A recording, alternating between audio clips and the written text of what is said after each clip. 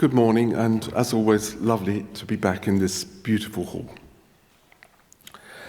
What role do the creative arts have in today's society? It's a good question.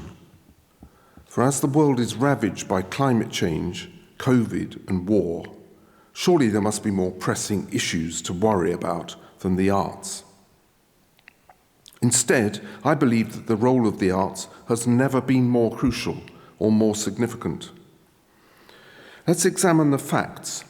When COVID struck and lockdowns became the norm, people turned to music as never before.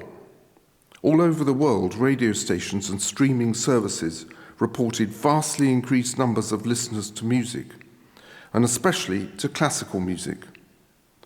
Music became a solace, a bedrock for people at the time of their greatest need. Now, let's fast forward 2 years to when certain human beings, apparently not satisfied that a global pandemic was enough of a killing machine, decided to foment a war. Again, classical music soon provided a powerful outlet for expressing outrage, with the hastily assembled Ukrainian Freedom Orchestra, made up by professional Ukrainian musicians from all over the world, playing sell-out concerts and receiving standing ovations in capital cities from Berlin and Warsaw to London and New York.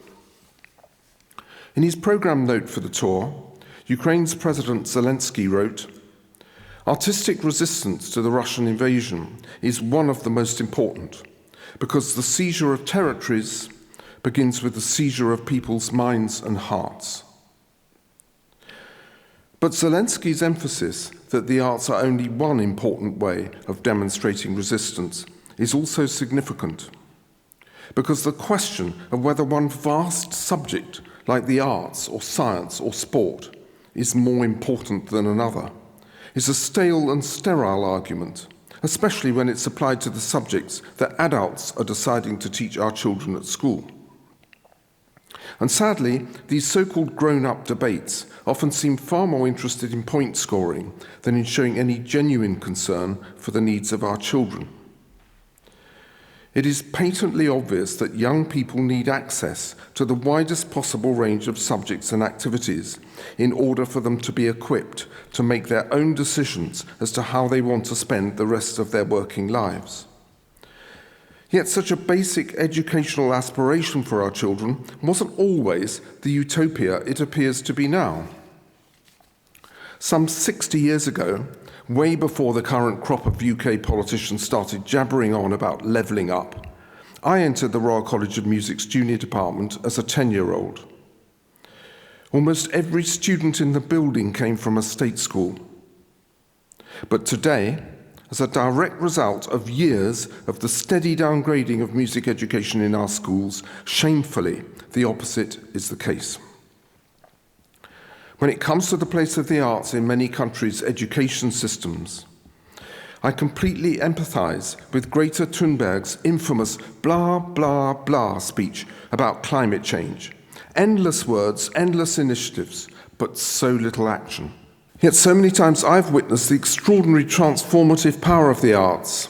In 2008, I set up the government's In Harmony programme, in which music was placed at the centre of a school's activities and where every child learned to play a musical instrument. The schools that applied to take part were in some of the most deprived areas of England, and I saw at first hand the amazing changes in the pupils involved. Teachers quickly reported hugely increased levels of concentration, discipline, motivation, and above all, of attendance. "It's been a miracle," said the head teacher of a primary school in West Everton.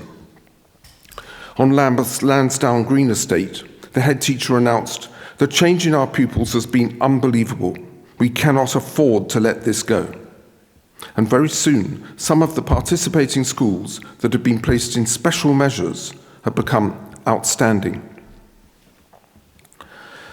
But in a world where politicians seem increasingly intent on serving themselves rather than the people they purport to represent, even factual, and perhaps especially factual content is falling on fallow ground.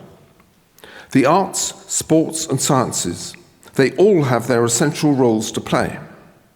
But we have reached a dangerous time for the arts, which are all too often taken for granted, regarded as something nice to have, but not essential.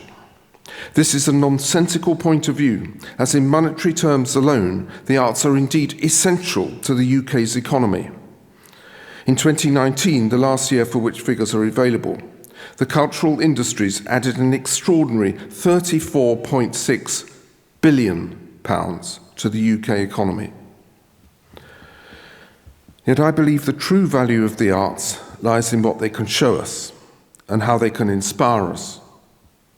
In these troubling times, the arts matter more than ever, as they remind us what it means to be human.